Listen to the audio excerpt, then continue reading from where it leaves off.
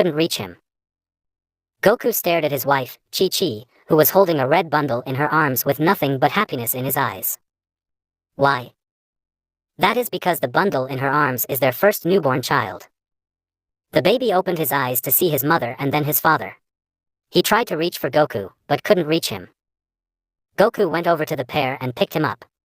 The baby started to giggle when he touched his face, making Chi-Chi go, "Ah," and Goku laugh. When Chi-Chi looked at the baby, she could almost see the spitting image of Goku except for his hair being spiked in several different directions, 3 fox-like whiskers in each cheek, a red tail sticking out of his tailbone, and his eyes were unlike their eyes as they were a shockingly deep blue. Just as she was watching Goku playing with their baby with a smile on his face, her face changed into a shocked expression as she realized something. They didn't even name their baby. Standing up, Chi-Chi went to Goku and told him to stop for a second. "Goku, we forgot to name our baby. What name do you think we should name him?" Goku also realized and started to think with his wife. Just as he was thinking, his stomach rumbled. He put down the baby inside the crib and started walking to the kitchen. "Well, I'm hungry. I'm going to go eat." Chi-Chi couldn't believe her husband. He was going to eat, not even caring that their child didn't have a name. She got angry and walked up to him while jabbing her finger into his chest. "What is wrong with you? We have a child that has no name and all you can think about is food?" But Chi-Chi dash. "No buts, Goku. You can get something to eat once you find at least one name." Chi-Chi then took the baby out of crib and started to rock him back and forth while watching her husband furrow his eyebrows in concentration. Goku was trying to think of names for his child so his wife would let him eat. Even though he knew that he was the strongest in the world, he wasn't crazy enough to go against a pissed-off Chi-Chi. Trying to think of children names started to drift to all kinds of food he could eat, causing him to drool a little. Chicken, steak, pig, ramen with Naruto, wait Naruto, Naruto. That's it. Looking back at Chi-Chi, he replies. "What about Naruto?" "Naruto. What kind of dash?" She stopped her rants when she heard a giggle. She looked at her baby and noticed he was giggling. Bringing him up to her face, she says, "Naruto," again, and he giggles. She tried the name Einstein and the baby started to cry. She then again says Naruto and he stops crying and starts giggling. She couldn't believe it. The baby actually liked that name. Naruto. Thinking about it, she also notices it also means maelstrom, making her shake her head with a smile in amusement. Of course. A child of ours would obviously like a name of Maelstrom since he does come from 2 fighters. Chi-Chi then finally decided that it was a good name. She looks at her husband and smiles. "Alright, Goku, since you got a good name, you can go eat." Yay! Chi-Chi can only shake her head in amusement again as she looks down at the now named Naruto, who was giggling and clapping his head, making her hug her son even closer while screaming, "Cute." After they all ate, Goku picked up Naruto and smiled at his son. While he was truly happy, he was curious about his son. When he was born, he felt that his power level was already higher than his own. If he had to guess, Naruto's power level was around 2000. Goku knew that training his son would be so much fun. 5 years later. It is a beautiful morning with the birds chirping, sun shining, and the nice breeze blowing outside. Though, this morning isn't so pleasant for one particular family. In a house in the mountains, one who was nearby could hear screaming and things breaking. Those who were nearby can only ask themselves, why? The reason can only be explained inside. Inside we find one angry Chi-Chi holding onto her trusty frying pan of doom, glaring at a petrified Goku backing up on the wall. Now you're probably asking yourself one question. How can the strongest man on earth be easily intimidated by his wife? Well, the reason is because of their conversation about one little subject. No. You will not train my little Naruto to be a brute. Chi-Chi, calm down. Naruto isn't going to be a brute, he's only training to be powerful enough to protect himself. You're over-exaggerating. Over-exaggerating. I am not over-exaggerating. If he's going to be anything, he's going to be a great scholar. A scholar? That sounds stupid. How is that better than fighting? Because it actually brings money to make our lives better, unlike fighting. Okay. I get it. Then how about this? You let me train him every day, then after training he can go with you to study all he wants for the rest of the day. Sound good? Chi-Chi thought about it real hard until she released a sigh of annoyance, but relented nonetheless. As long as Naruto got to study, then she was fine with whatever. Fine. You can train him. Yes. Thank you, Chi-Chi. I promise Naruto will get to study as much as you want after training. Coincidentally, the primary subject of their conversation came out of his room while rubbing his eyes from his sleep. Naruto grew up very well throughout the years into a nice little boy that other girls and women would consider cute or handsome to others. Naruto's height was 4 feet 0 inches, pretty high for a 5-year-old. His hair was the same as always, spiked up in all directions. His eyes were still the deep blue he was born with that contained nothing but joy and curiosity, and his 3 whisker marks on each cheek seemed to get a little thicker. Right now he was wearing some pajamas that made him look like a baby fox, making his cuteness grow higher. Naruto walked up to his parents and moved his head to the side with a confused expression, making Chi-Chi resist her urge to hug her child to death at his natural cuteness. Daddy, Mommy. What's going on? Well, Naruto. We were just talking about how you can now train with me in martial arts. Naruto's eyes seemed to brighten up and he looked at his mom for confirmation. When he saw her nod with a smile, Naruto started to jump up and down like crazy. Ever since Naruto first saw his father train, he's always been hooked on fighting. He couldn't help it. Whenever he saw something close to fighting, he would easily get excited. Now that he found out he can actually fight himself, Naruto felt like he was going to explode. Chi-Chi stopped her son's happy dance and looked straight into his eyes. I know you're happy about this, Naruto, but even though I'm allowing it, you have to study with me after training so we can keep with your studies. Understand? Naruto nods his head yes and Chi-Chi smiles while patting her son's head. Goku was watching this unfold and he himself couldn't wait for training. When he felt his son's power level after 5 years, he got even more shocked and excited when he sensed it. It was even stronger and was around 2,500. Goku knew once he got his son to understand the basics that he would be able to fight someone that would give him a good challenge. Goku soon cleared his throat to get Naruto's attention. Well, what are you waiting for, Naruto? Go get dressed so we can start training. Naruto's face instantly got happier, if that was possible, and he ran to his room and came back 5 minutes later. Naruto's clothing now was a GI he got for his birthday. His GI was color black with the symbol for turtle, like his father's, with a red undershirt. On his wrist were red wrist bands that weighed 4 pounds and on his ankles were red ankle weights that are 8 pounds. He wore boots similar to his father except his were red with black strips on the side. He also had his red tail wrapped around his was it like a belt. Overall, he looked like a mini Goku with darker colors. Naruto and Goku soon went to the front door. Are you ready, Naruto? I sure am, Dad. Then let's go. Soon they opened the door and left the house. They didn't realize it, but this was the day a legend was born. There stood 2 figures looking at one another in a clear grass field. One figure had spiky hair that went in each direction, black pupilless eyes, and wore a GI.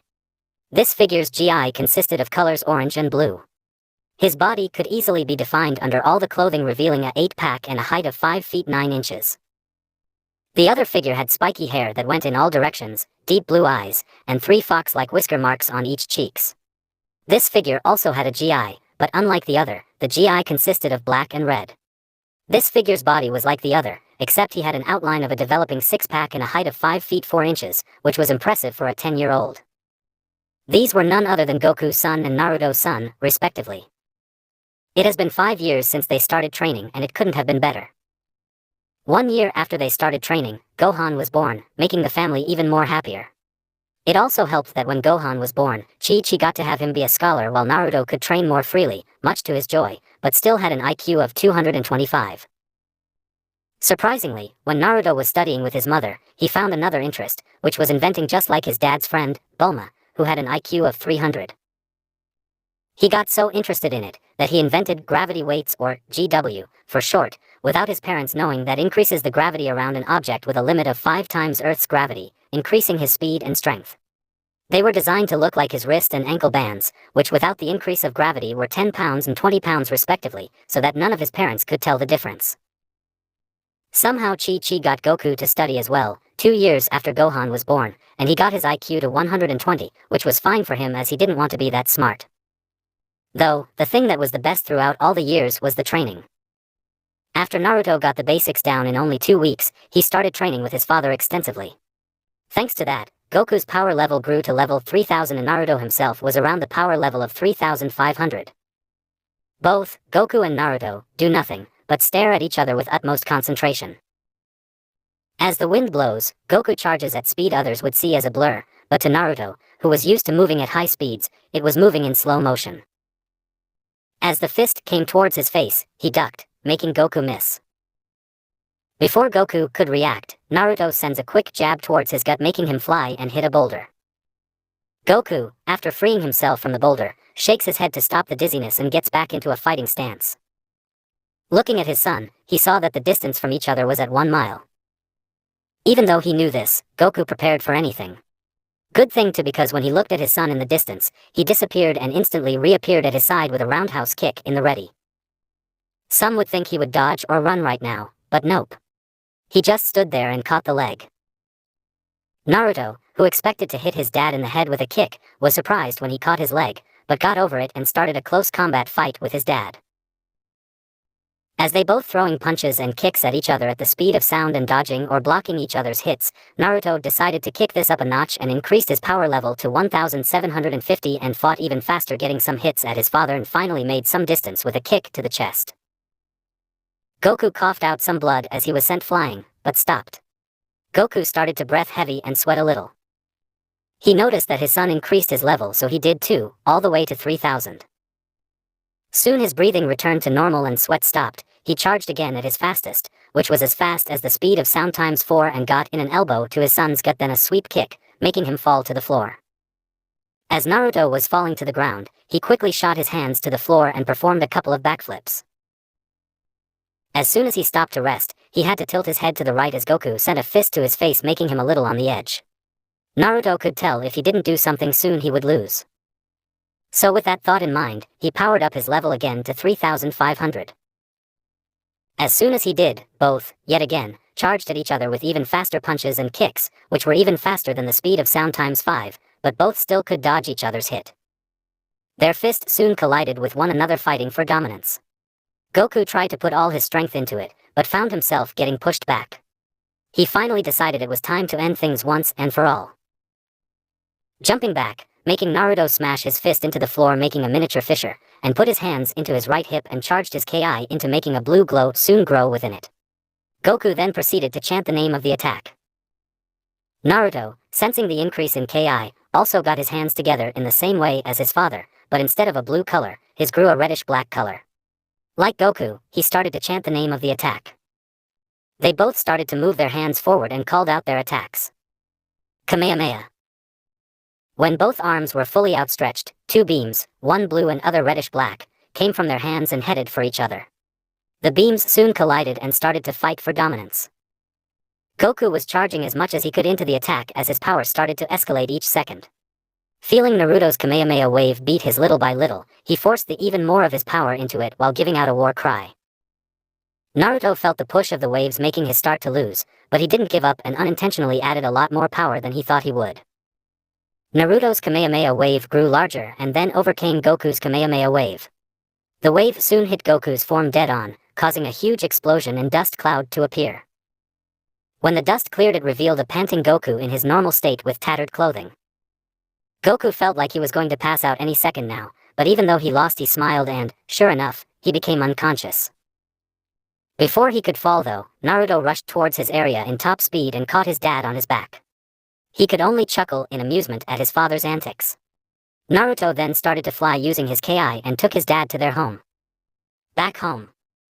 Once Naruto's feet touched the floor, he started walking to the front door of the house. Just as he was about to open the door opened up to reveal his little brother, Gohan, holding it open. Gohan, unlike Naruto, was really shy and timid when he was 3, but when he got some talking with his father and his older brother, he became a little more confident in himself and less shy.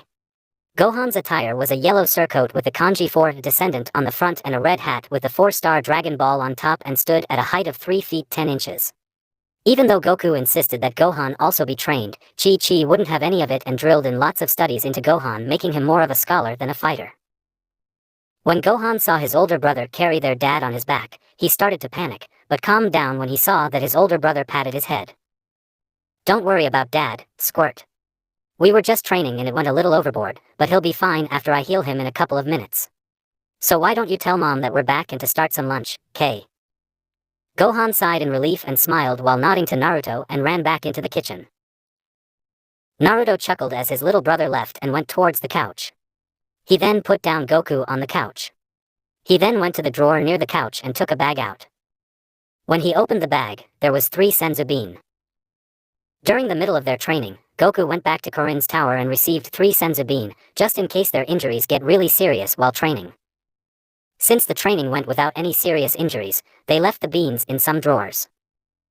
Seeing that Goku got hurt even more than he usually does, Naruto decided that it was okay to use 1 senzu bean.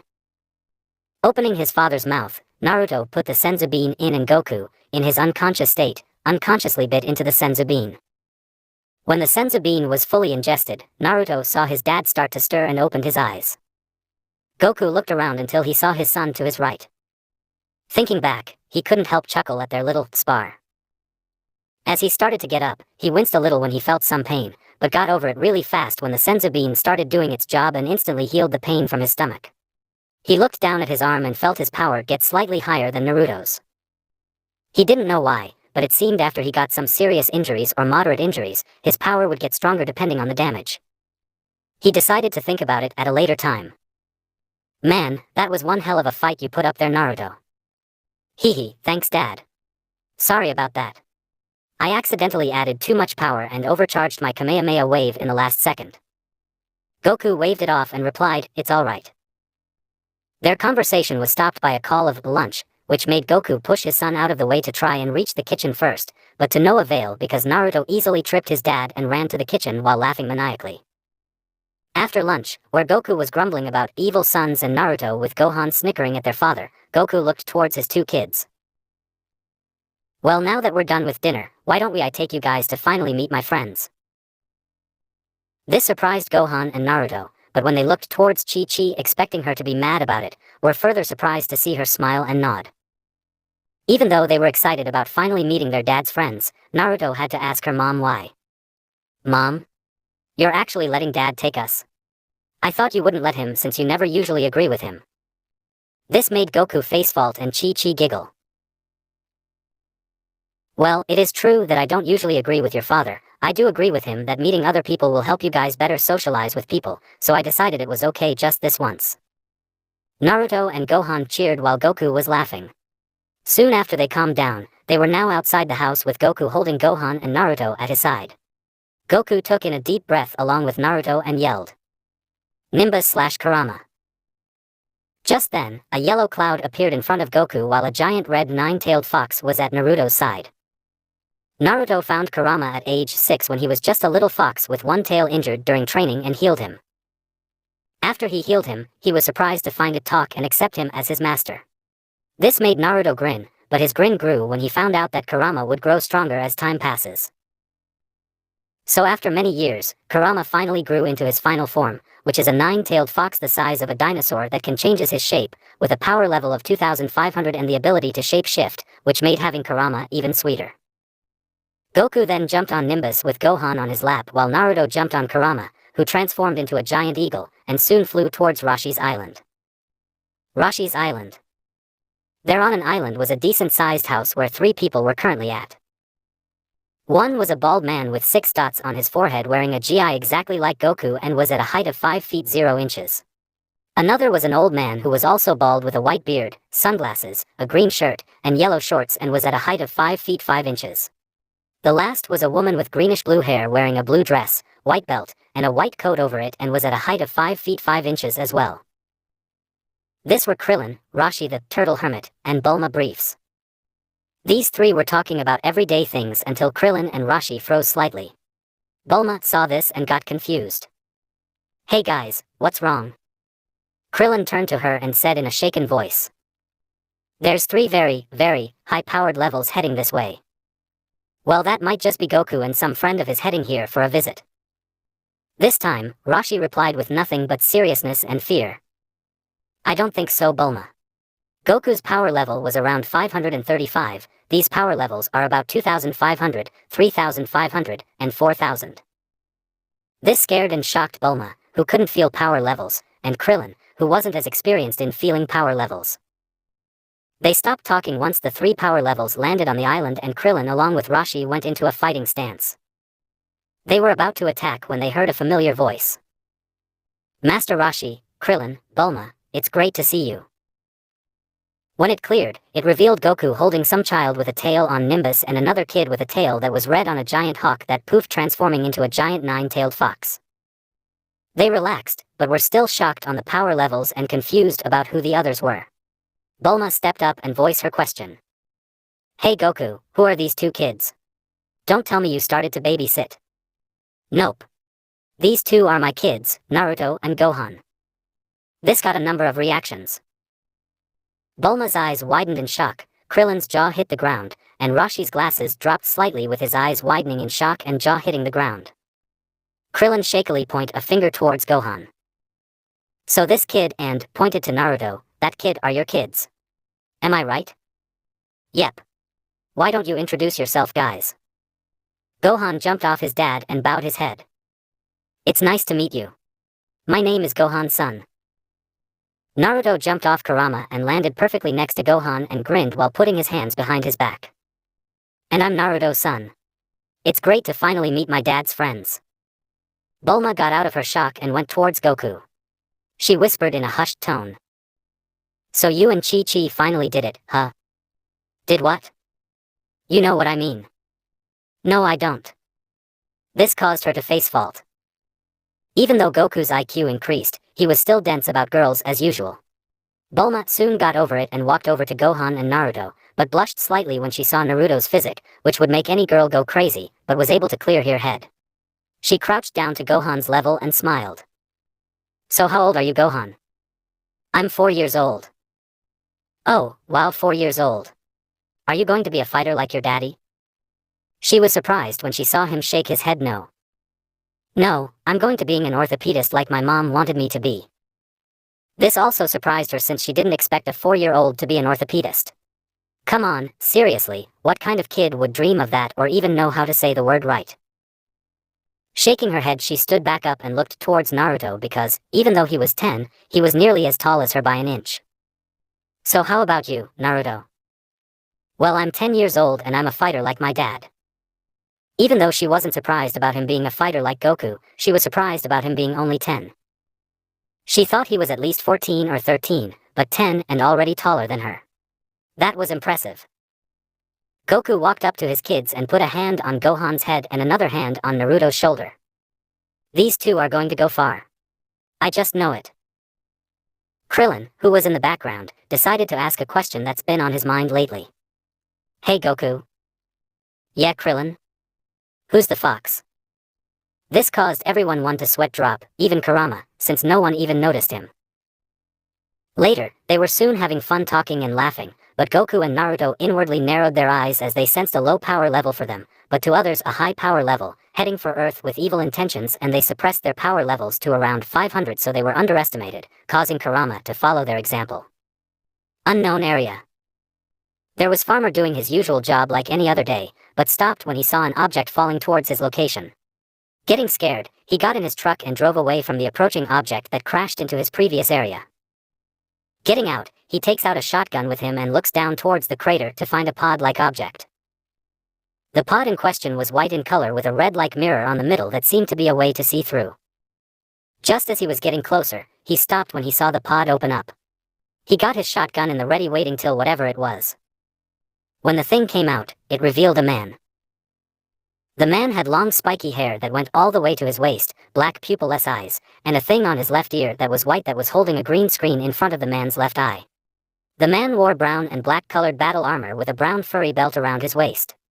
If one would look closer, you would see it was actually a tail. The man soon floated up out of the crater, making the farmer step back in fear. When he landed back down, he scowled at the man.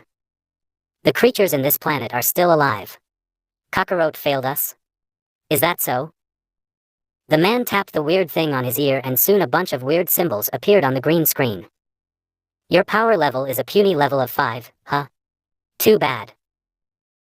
The farmer soon threatened the man with his gun. Don't come any closer. I'll use this thing. The man took a step forward, making the man shoot a bullet, but got scared when the man easily caught the bullet. Here. Catch.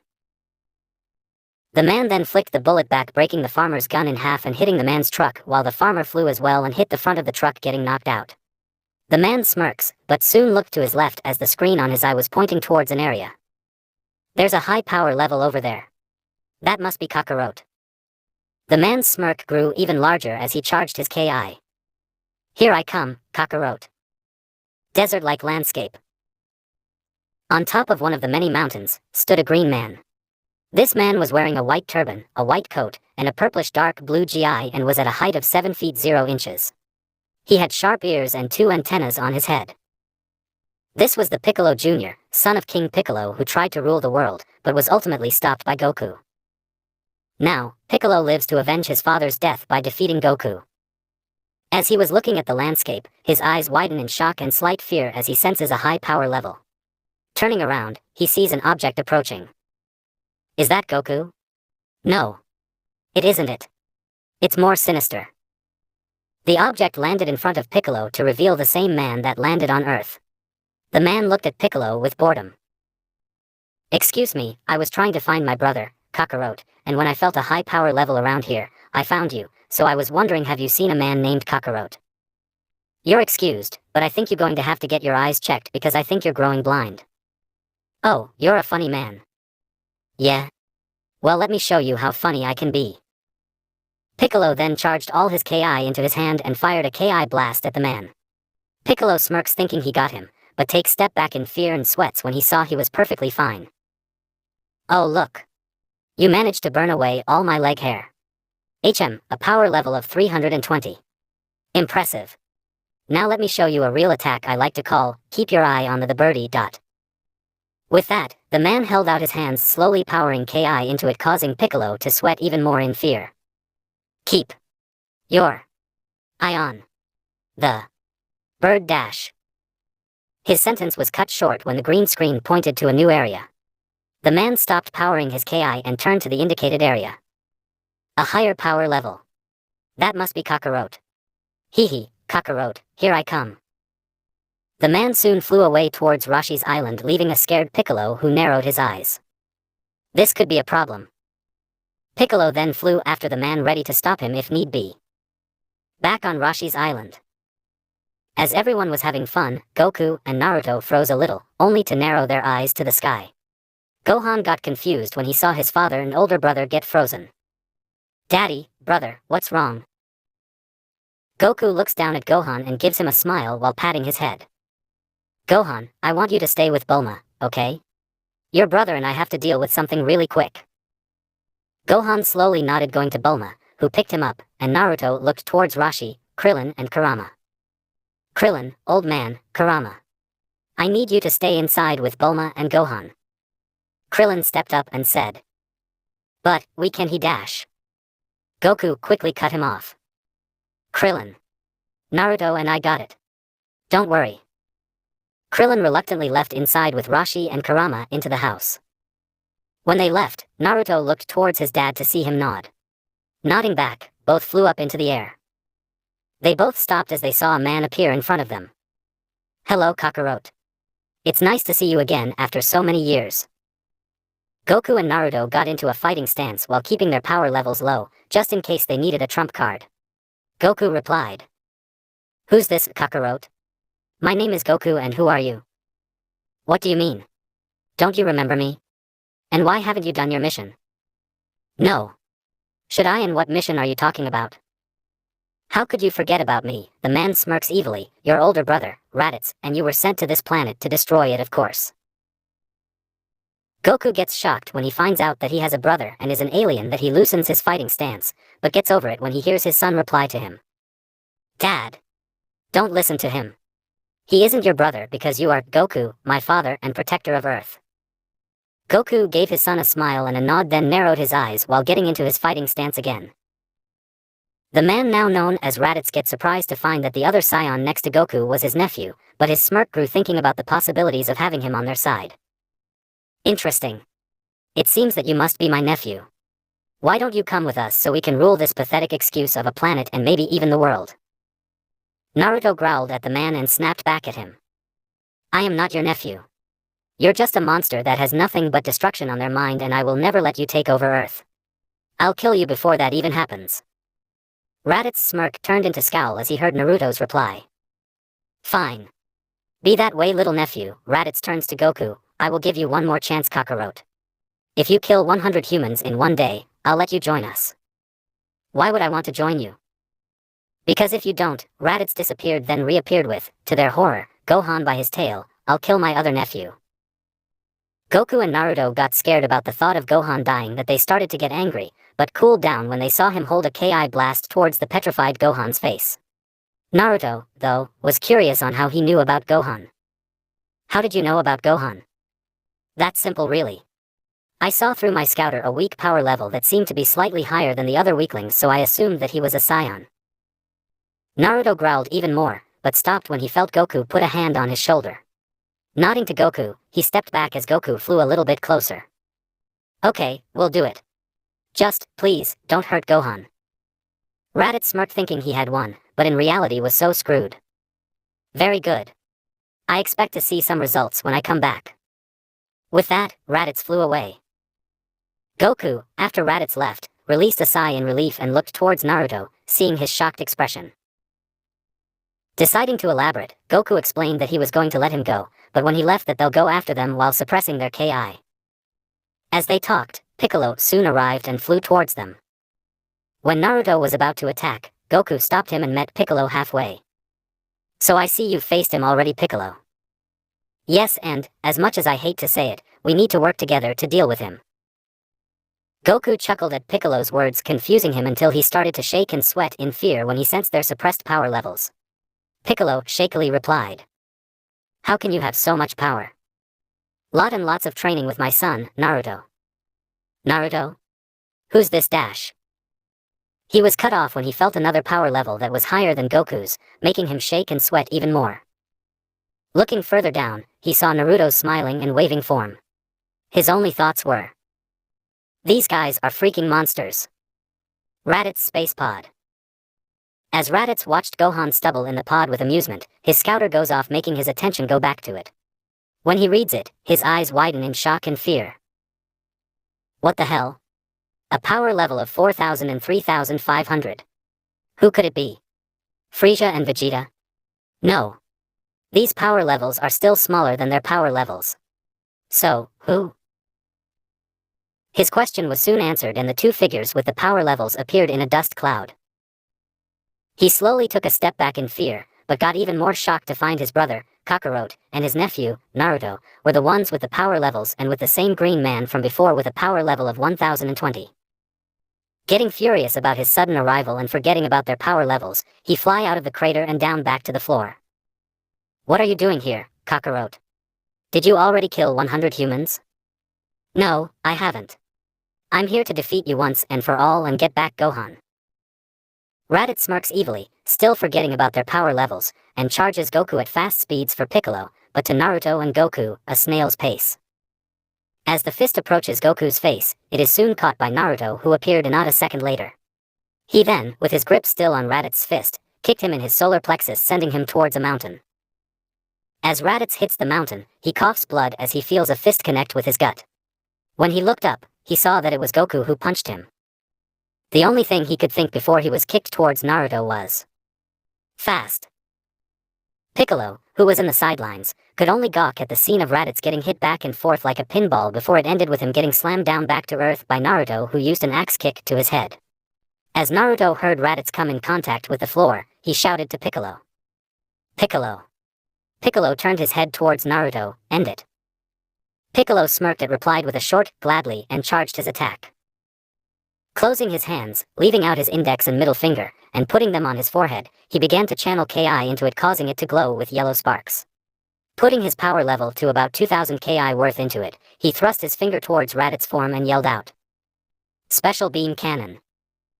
A purple beam with yellow circles surrounding then shot out of his fingers and pierced Raditz's stomach, when he was lifted at the last second by Goku. Seeing that Raditz was finally defeated, they all released a sigh of relief. Goku turned to an exhausted Piccolo and gave him a smile. Great job, Piccolo. Piccolo just scowled at him before turning his head, but if one was to look closely, they would see a small smile on his face. Goku's smile just got bigger at his response as he was expecting it. Naruto could still hear Gohan crying, so he turned to Goku. "I better get Gohan out of that thing now that Raditz is dead." Goku just nodded in response because he knew that Naruto was better at calming Gohan than anyone else, including Chichi. Naruto approached the pod and watched as Gohan jumped on his form, hugging him as tight as he could while repeating over and over, "Big brother," or "I was so scared." Naruto gave him a soft smile while saying soothing words that soon made him sleep. Sighing again for like the 100th time today, he got Gohan on his back and came up to Goku and Piccolo, who were discussing about something. "At least none of us died. Now, we can use the Dragon Balls to wish for something else in case of an emergency." Piccolo just gave a grunt. "Yes, I agree wholeheartedly. At least, we didn't have to waste it on your insignificant life." Even though Goku and Naruto's power level terrified, he was extremely confident that he could train himself to get close to their level in no time. Goku just pouted and complained how mean Piccolo was while Naruto laughed at his father's antics and Piccolo just smirked smugly. They all froze though when they heard an all-too-familiar dark laughter. They turned their heads to see the owner of the voice was Raditz, who apparently seemed to have a little life in him. "Ha ha ha, I like to thank you, you fools. That information on these Dragon Balls that you have been talking about has been sent to my comrades. To be more specific, my Scion comrades. Now, they will come to Earth and avenge me. What's even better is," here he turned his main focus on Goku and Naruto, "they are even stronger than me by 10 times. Prepare for your destruction." Raditz then started to laugh even more manically before his eyes became dulled and truly did die. They stood there frozen before Naruto grit his teeth in anger, Goku slammed his arms in the ground, and Piccolo gripped his hands into a fist as tight as he could. The first one to calm down was Piccolo as he sighed before he looked at Goku and Naruto with determined eyes. "Stop. There is nothing we can do to prevent the arrival of these other Scions." When they heard this, they slowly calmed down but were still angry on the inside. Seeing that they were calmer than before, Piccolo continued. "The only thing we can do now is to train and, as much as I hate to admit it, we need to work together in order to get stronger." Naruto and Goku nodded at Piccolo with serious expressions on their face. Goku and Piccolo started to talk about training regiments that could work before Naruto thought of an idea. "Dad, Piccolo," said people turned to Naruto, "I think I have perfect plan to prepare for the Scions." Having their full attention, Naruto continued and turned to Piccolo. "I think you should teach Gohan how to fight and master his ki." Seeing that Piccolo was about to protest, Naruto held up a hand stopping him. "Before you protest, I know you were able to sense Gohan's ki, when he was in the pod, jump up into incredible levels for a short period of time. I think you can bring it out because I have a strong feeling that you can be a good teacher for him. Also, if you're wondering why can't my dad or I teach Gohan, it's simple really. As much as I hate to say it, Gohan as he is now will only be a hindrance to our training because we won't be able to train to the fullest if we have to worry about Gohan." Piccolo reluctantly agreed to that as he knew that if anyone in Earth had a chance against the Scions, it would Goku, who was a full Scion himself, and Naruto, which was pretty much self-explanatory. Naruto turned to Goku and said, "While Piccolo trains Gohan, Dad, you and I can go see Kami to see if he has any more things to train us or if he knows someone that can train us. Sound like a plan?" Goku and Piccolo turned to each other before they looked back at Naruto and nodded. Naruto smiled at their response and looked up at the sky and gained a determined fire in his eyes. "Watch out, Scions. When you arrive, we'll be ready to kick your asses." Unknown area in space. 3 pods can be seen flying through space heading for the direction of Earth. Within one of the pods sat a spiky-haired figure, who opened their eyes and smirked.